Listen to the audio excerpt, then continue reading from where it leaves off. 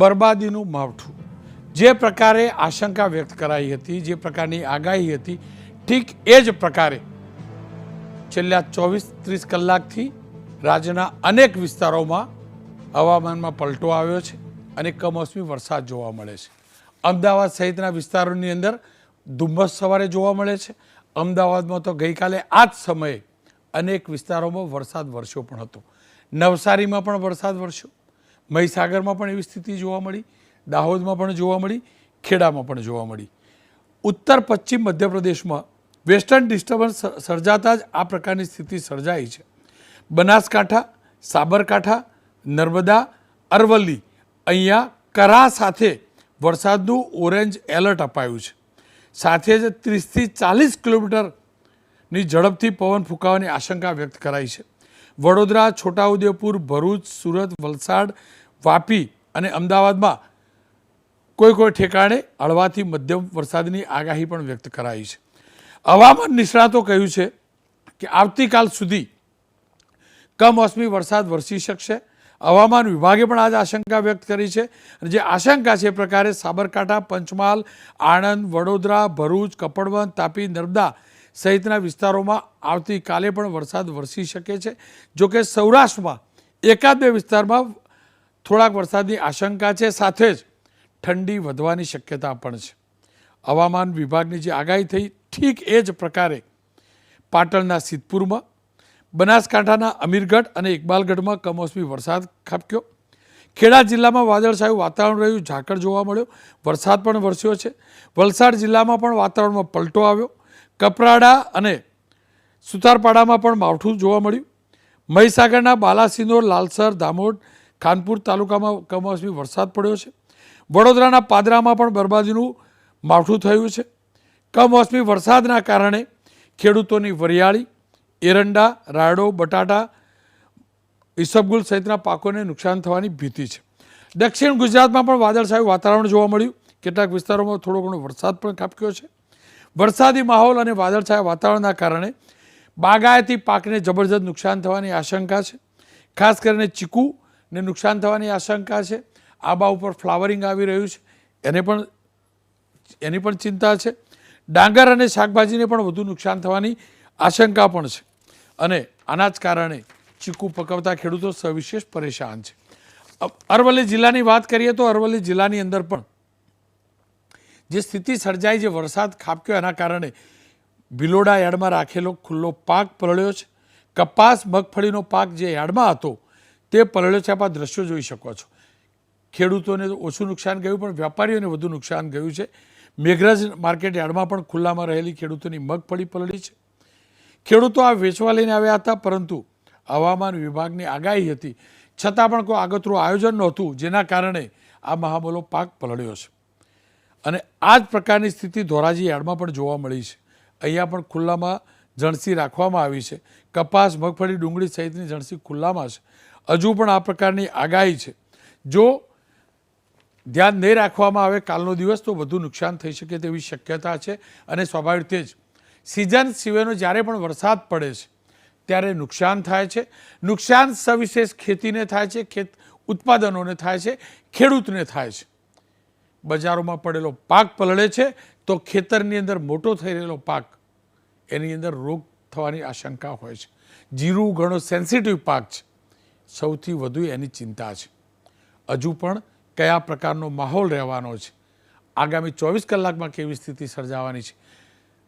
નવા વર્ષની શરૂઆત થાય છે, ઉત્તરાયણ પણ આવશે અને ત્યારબાદ ફરી એકવાર લગ્નની સિઝન શરૂ થશે. ત્યારે કયા પ્રકારની વરસાદની આશંકાને આગાહી છે, કેવા પ્રકારનું હવામાન રહેવાનું છે તે જાણવું જરૂરી છે. કારણ કે હવામાન જ્યારે બદલાયું છે, કમોસમી વરસાદ પડ્યો છે અથવા તો મોસમથી વિપરીત હવામાન છે, ત્યારે નુકસાન આપણને ઘણું થયેલું છે. આ જ મુદ્દે હવામાન શાસ્ત્રીઓ સાથે વાત કરવી જરૂરી છે. પરેશભાઈ ગોસ્વામી અને અંબાલાલભાઈ પટેલ મારી સાથે જોડાયા છે. અંબાલાલભાઈ, આપનું સ્વાગત છે. છેલ્લા 24 કલાકમાં જે પણ વરસાદ વરસ્યો, જે માવઠું પડ્યું, શું આશંકા હતી એ પ્રકારે જ પડ્યું કે પછી થોડીક રાહત મળી? જોવા જઈએ તો આ વખતે સિઝનનો પ્રથમ સિઝનનો જોરાવર પચે વિક્ષોભ હતો અને આ કમોસમી વરસાદ થયો. જો કે આ વરસાદ જે છે ઉત્તર ગુજરાત અને અરવલ્લી તેમજ સાબરકાંઠાના અન્ય ભાગો માટે થોડોક ઘાતક કહી શકાય ઉત્તર ગુજરાત માટે, અને લગભગ પંચમહાલના ભાગો માટે પણ આ કંઈક અંશે હંમેશા માવઠું તો સારું હોતું નથી કે ઘાતક પ્રમાણમાં કહી શકાય આ વિક્ષોભ, પરંતુ હજુ પણ પશ્ચિમી વિક્ષોભની અસર તારીખ 28 ડિસેમ્બર સુધી રહેવાની શક્યતા રહેશે. અને આ અસરના કારણે હવે ધીરે ધીરે પશ્ચિમી વિક્ષોભ ઉત્તર ગુજરાતના ભાગોમાંથી અને પંચમહાલના કેટલાક ભાગોમાંથી પાછો હટશે, કારણ કે પશ્ચિમી વિક્ષોભની લગભગ એની અસરો લગભગ 4 દિવસ સુધી જ રહેતી હોય છે, અને તે પછી 3-4 કે પછી થોડોક એકાદ દિવસ વધારે કદાચ રહી શકે અને પછી તેની અસર ઓસરી જતી હોય છે. એટલે તારીખ 28મી ડિસેમ્બર સુધીમાં પશ્ચિમી વિક્ષોભ હજુ પંચમહાલના ભાગોમાં કેટલાક ભાગોમાં, દાહોદના કેટલાક ભાગોમાં, લીમખેડના કેટલાક ભાગોમાં રહી શકે, કેટલાક ભાગમાં કરા પડી શકે, અને ઉત્તર ગુજરાત તેમજ મધ્ય ગુજરાત અને પૂર્વ ગુજરાતના કેટલાક ભાગમાં કંઈક કોઈ ઠેકાણે હજુ કમોસમી વરસાદ થઈ શકવાની શક્યતા રહે. કચ્છના ભાગોમાં પશ્ચિમી વિક્ષોભની અસર રહી શકે, પરંતુ હવે લગભગ તાપી, ભરૂચ અને નવસારીના ભાગોમાં પશ્ચિમ વિક્ષોભની અસર રહેશે. દક્ષિણ ગુજરાતના ભાગોમાં પણ પશ્ચિમ વિક્ષોભની અસર રહેશે. એટલે તટ ભાગોમાં વિષમ હવામાનની વિપરીત અસરના કારણે ત્યાં પણ થોડી મુશ્કેલી આવવાની રહેશે. રોનકભાઈ, હંમેશા માવઠું એ માવઠું જ કહેવાય, ઓછું થાય કે વધારે થાય, પણ વિષમ હવામાનની વિપરીત અસર જે છે એ ઊભા કૃષિ પાકો માટે તો થઈ જ શકતી હોય છે. જી અંબાલાલ કાકા, જો સારી રાહતની વાત એ રહી કે સૌથી વધુ ખેતી આપણા સૌરાષ્ટ્રમાં થાય છે. સૌરાષ્ટ્રમાં માવઠાની કોઈ અસર નથી. કાલ સુધીની આશંકા વરસાદની છે. શું સૌરાષ્ટ્રના કોઈ વિસ્તારમાં માવઠું પડવાની આશંકા ખરી? સૌરાષ્ટ્રના ભાગોમાં વાદળવાયુ રહેવાની શક્યતા રહે છે, પરંતુ અમરેલીના ભાગો અને દક્ષિણ સૌરાષ્ટ્રના કેટલાક ભાગોમાં કમોસમી વરસાદ થઈ શકવાની શક્યતા રહે છે. બાકી સૌરાષ્ટ્રના ભાગોમાં આ જે અસર છે, માવઠાની અસર છે, તે ઘણી જ ઓછી રહેવાની શક્યતા રહેશે. એ મુખ્ય રાહત છે. પરંતુ વાદળવાયુ રહેવાના કારણે પણ ઊભા કૃષિ પાકોમાં તો રોગ આવી જ શકે. જી, કેમ કે જો આપ કહી રહ્યા છો તેમ કાલ પછી કોઈ ઝાઝી અસર હશે નહીં માવઠાની કે વરસાદની આશંકા નથી. હવે પછીના દિવસોમાં નવું વર્ષ શરૂ થશે, જાન્યુઆરી મહિનો આવશે, એમાં આ પ્રકારના માવઠાની આશંકા ખરી? જી, હજુ પણ બંગાળના ઉપસાગરમાં અને અરબ સાગરમાં સાયક્લોનિક સર્ક્યુલેશન બનશે. અરબ સાગરમાં તારીખ 10 જાન્યુઆરીના આસપાસ એક લો પ્રેશર બનવાની શક્યતા રહેશે, અને આ લો પ્રેશરની અસરના તળે લગભગ અરબ સાગરના ભેજના કારણે અને વેસ્ટર્ન ડિસ્ટર્બન્સના કારણે ગુજરાતમાં પુનઃ વાદળો આવવાની શક્યતા રહેશે. પરંતુ લગભગ 13 જાન્યુઆરીથી 30મી જાન્યુઆરી વચ્ચે ફરી પુનઃ મજબૂત પશ્ચિમી વિક્ષોભ આવવાની શક્યતા રહેશે, અને 13 જાન્યુઆરીથી જાન્યુઆરીના અંતમાં લગભગ જાન્યુઆરીના મધ્ય ભાગમાં જ 15 જાન્યુઆરી બાદ જ હવામાનમાં મોટો પલટો આવશે, અને પુનઃ રાજ્યના ભાગોમાં માવઠું થવાની શક્યતા રહી શકે. જી રોનકભાઈ. અંબાલાલભાઈ, કેમ કે ઉત્તરાયણ પણ આવશે, તો ઉત્તરાયણનો દિવસ કેવો જશે? અને ઉત્તરાયણ બાદ આપણે જાણીએ છીએ લગ્નના મુહૂર્ત હોય છે.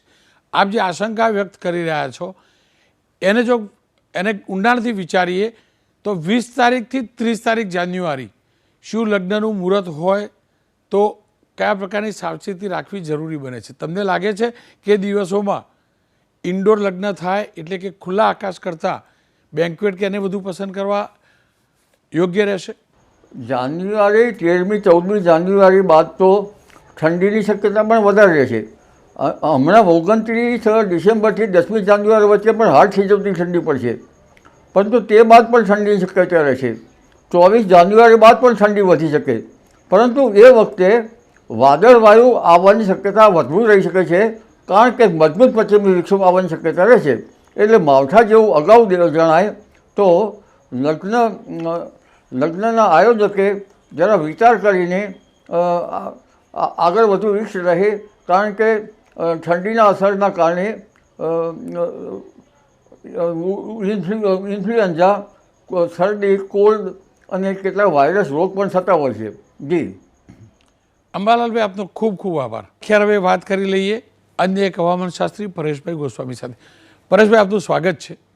જો જે આશંકા હતી એ પ્રકારે કમોસમી વરસાદ પડ્યો, માવઠું થયું, ઉત્તર ગુજરાતમાં ખાસ કરીને વધુ થયું છે.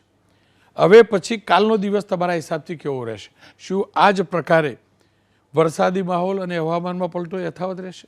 ચોક્કસથી રોનકભાઈ, જોવા જઈએ તો આમ તો આ જે માવઠું થયું છે એમાં ઘણા સમયથી અમારું એક અનુમાન હતું કે ઉત્તર ગુજરાતના, એમાં પણ રાજસ્થાન બોર્ડર લાગુ વિસ્તારો હોય કે પૂર્વના જે મધ્યપ્રદેશ બોર્ડર લાગુ વિસ્તારો હોય એમાંની અસર વધારે જોવા મળશે, તીવ્રતા વધારે જોવા મળશે. કેમ કે આ જે WD ને કારણે આપણે OLR એટલે કે આઉટગોઈંગ લોંગ વેવ રેડિયેશન છે એ ડાઉન થયું છે, જેને કારણે રાજ્યભરની અંદર ધુમ્મસભર્યું વાતાવરણ છે, વિઝિબિલિટી પણ ડાઉન થઈ છે અને એની અસર તળે રાજસ્થાનના મધ્ય ઉત્તર ભાગો ઉપર એક સાયક્લોનિક સર્ક્યુલેશન છે ને એને 850 અને 700 HPA લેવલે બંગાળની ખાડી તરફથી ખૂબ ભેજ મળી રહ્યો છે. તમામ પરિબળોને કારણે આ એક સર્ક્યુલેશન મજબૂત હતું, જેને કારણે આપણે છેલ્લા 2 દિવસથી રાજ્યના અનેક વિસ્તારોની અંદર માવઠાની શક્યતા જે હતી એ મુજબ માવઠું પડી રહ્યું છે. અને હવે ધીમે ધીમે આ જે સાયક્લોનિક સર્ક્યુલેશનનું જે સર્ક્યુલેશન છે એ ઉત્તર પૂર્વ તરફ આગળ વધી રહ્યું છે, જેને કારણે લગભગ આપણાથી દૂર જતા અને 24 કલાક જેવો સમય લાગી શકે છે.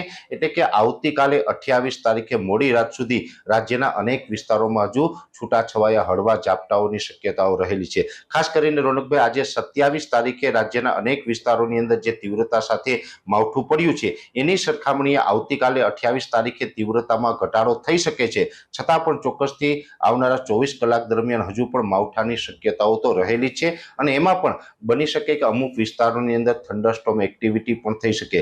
રાજ્યભરની અંદર પવનની સ્પીડમાં વધારો પણ થયો છે અને હજુ આવતીકાલે જે વિસ્તારોની અંદર માવઠું પડશે અને ત્યાં થંડરસ્ટોર્મ એક્ટિવિટી થશે એ વિસ્તારોની અંદર આવતીકાલે ગાજવીજ અને પવન સાથે પણ ભારે ઝાપટા પડે તેવું એક અમારું બેઝિક અનુમાન છે. રોનકભાઈ, પરેશભાઈ, કેમ કે આ પાકની સિઝન છે અને યાર્ડમાં ખેડૂતો પાક લઈને જતા હોય છે, કયા કયા વિસ્તારમાં ખેડૂતોને વેપારીઓએ સાવધાની રાખવી જરૂરી છે, ખુલ્લામાં કોઈ પણ પ્રકારનો મોલ ન રાખે તે માટે? આમ તો રોનકભાઈ, આ સર્ક્યુલેશન છે ખૂબ વિસ્તારની દ્રષ્ટિએ મોટું છે, એટલે આપણા ગુજરાત રાજ્યના અનેક જિલ્લાઓને આ પ્રભાવિત કરતા છે. છતાં પણ હજુ આવનારા 24 કલાક દરમિયાન જે આપણે કાળજી રાખવાની જરૂર છે, જેમાં સાબરકાંઠા, બનાસકાંઠા, પાટણ અને મહેસાણા, આ ઉત્તર ગુજરાતના ચારેય જિલ્લાના જે લોકોએ સાવધાની રાખવી પડશે. એ સાથે અરવલ્લી, મહીસાગર, દાહોદ, ગોધરા અને છોટાઉદેપુર, આ 5 જિલ્લા છે જે મધ્યપ્રદેશ બોર્ડર લાગુ વિસ્તારે આવેલા છે. એ તમામ જિલ્લાઓમાં પણ હજુ 24 કલાક સુધી ઝાપટા પડે તેવું એક અનુમાન છે. એ સાથે અમદાવાદ, ગાંધીનગરના અમુક વિસ્તારો છે, વધારે પડતા અમદાવાદ, ગાંધીનગરના વિસ્તારોની અંદર ઘાટા વાદળો છવાયેલા રહેશે, પણ અમુક જગ્યાએ છૂટાછવાયા એકદમ સામાન્ય ઝાપટાઓ છે પડવાની સંભાવનાઓ અમદાવાદ, ગાંધીનગરમાં પણ રહેલી છે. એ સાથે જે દક્ષિણ ગુજરાતના વિસ્તારો છે, જેમાં ખાસ કરીને નર્મદા, તાપી, ડાંગ, વલસાડ અને નવસારી જેવા વિસ્તારો છે, એની અંદર પણ તીવ્રતા ઓછી રહેશે, પણ સામાન્ય ઝાપટાઓ ત્યાં પણ પડી શકે છે. અને સૌરાષ્ટ્રના સુરેન્દ્રનગરના કોઈ વિસ્તારોમાં છૂટાછવાયા તથા બોટાદ, ભાવનગર અને અમરેલી જિલ્લાના એકલ દોકલ સેન્ટરમાં એકદમ છૂટાછવાયા સામાન્ય ઝાપટા પડે તેવું એક અનુમાન છે. એટલે આ તમામ વિસ્તારોની અંદર હજુ આવતીકાલે 28 ડિસેમ્બરના રોજ પણ માવઠાના ઝાપટા પડે તેવું અનુમાન છે. એટલે આ તમામ વિસ્તારના લોકોએ ખાસ સાવચેતી રાખવાની છે. ડિસેમ્બર મહિનાનું અને ખાસ કરીને 2024ના વર્ષનું આ છેલ્લું અઠવાડિયું ચાલી રહ્યું છે. છેલ્લા અઠવાડિયામાં માવઠું પડી રહ્યું છે. હજુ પણ 24 થી 36 કલાક માવઠાની સંભાવનાઓ છે અને આ અસ્થિરતા આપણા ઉપરથી પસાર થઈ જશે રોનકભાઈ, એટલે ફરીથી પાછો તીવ્ર ઠંડીનો માહોલ પણ રાજ્યની અંદર જોવા મળે તેવું અનુમાન છે.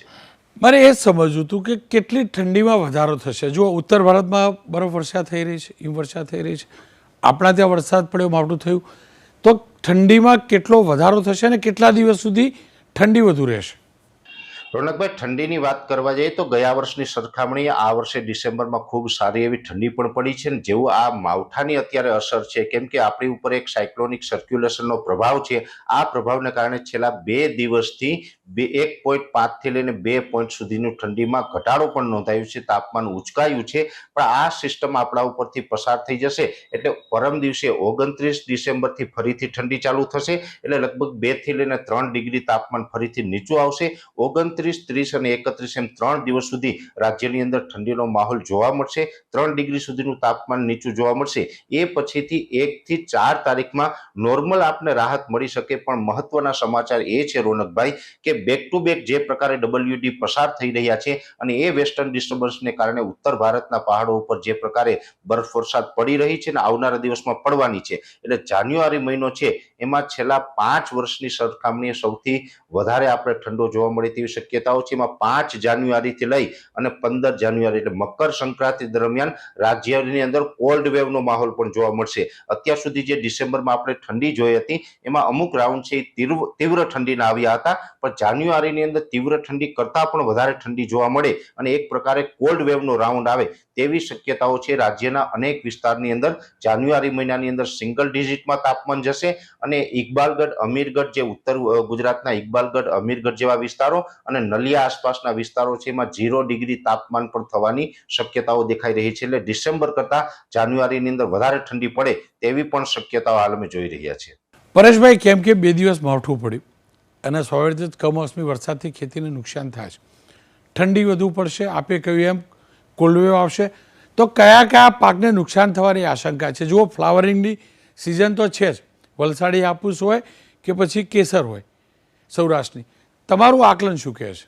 રોનકભાઈ, આમ તો બાગાયતી પાક હોય કે રવિ પાક હોય, દરેક પાકને આ નુકસાની આવશે. આમ તો તીવ્ર ઠંડી અને આ એક માવઠાનો જે આપણે માહોલ છે, તમામ પરિબળોને કારણે તમામ જે ક્રોપ છે એ ટ્રેસમાં આવી જાય અને ખાસ કરીને અત્યારે જે રવિ પાકો છે એ ટ્રેસમાં આવતાની સાથે એમાં ડિઝીઝ આવતી હોય છે. જ્યારે પણ રવિ પાક હોય શરૂઆતમાં જેમાં ડિઝીઝ આવે જેને અલ્ટરનેરિયા બ્લાઇટ કહેવામાં આવે છે, એગ્રીકલ્ચર સાયન્સના સિદ્ધાંતો મુજબ એને અલ્ટરનેરિયા બ્લાઇટ કહેવાય છે. પાછળથી જ્યારે પણ એ ડિઝીઝ આવતી હોય જેને ફાઇટોપ્થોરા બ્લાઇટ કહેવામાં આવે છે. અત્યારે જે આ છોડમાં ટ્રેસ આવશે જેને કારણે ફ્યુઝેરિયમ નામની ડિઝીઝ આવી શકે છે અને જો આ ફ્યુઝેરિયમ નામની ડિઝીઝ છે એ આવશે તો રવિ પાકની અંદર એક મોટું નુકસાન જાય તેવી પણ શક્યતાઓ છે. એટલે ખાસ કરીને જે આ માવઠું જે વિસ્તારોની અંદર પડ્યું હોય એ ખેડૂતોએ ખાસ કાળજી રાખવાની છે કે માવઠું પડી ગયા બાદ તરત જ એને કૂવા અથવા તો બોરનું પાલર પાણી આપવું જોઈએ, પિયત આપી દેવું જોઈએ, જેથી કરીને માવઠાના ટ્રેસમાં આવેલા છોડ છે એને આપણે રિકવર કરી શકીએ અને ફ્યુઝેરિયમ નામની ડિઝીઝથી આપણા પાકને બચાવી શકીએ. એટલે ખાસ દરેક પાકમાં જેમાં ઘઉં હોય, ધાણા હોય, ચણા હોય, જીરું હોય, લસણ ડુંગળી હોય કે બાગાયતી પાક હોય, દરેક પાકની અંદર આ ફ્યુઝેરિયમનો પ્રોબ્લેમ થઈ શકે છે અને એનાથી ખેડૂતોને નુકસાન થાય તેવી શક્યતા હાલ દેખાઈ રહી છે. પરેશભાઈ, આપનો ખૂબ ખૂબ આભાર. ખેર, માવઠું હંમેશ નુકસાન કરે છે, કમોસમી વરસાદ નુકસાન કરે છે. આપણે શહેરમાં રહીએ છીએ, ઠંડીનો અહેસાસ વધુ થાય છે, હકીકત છે, પણ આપણે એ ન ભૂલવું જોઈએ આપણા ખેડૂતની હાલત શું થઈ છે. ખેડૂતોએ સતર્ક રહેવું જરૂરી છે અને હવામાન શાસ્ત્રીઓ, હવામાન વિભાગની જે આગાહી છે તે પ્રકારે જે પણ શક્ય બને એટલી સાવધાની રાખવી જોઈએ. એ પ્રકારે દવાનો છંટકાવ હોય કે પછી પિયત હોય તેના પરિપ્રેક્ષમાં કરવું જોઈએ. અને જ્યારે જ્યારે વરસાદની આગાહી થાય છે, માવઠાની આગાહી હોય છે, કમસે કમ એટલા 1-2 દિવસ પૂરતો તો માલ એટલે કે જણસ ખુલ્લામાં ન મૂકવી જોઈએ. ઠંડી વધવાની છે, તૂટવામાં તૈયાર રહેજો.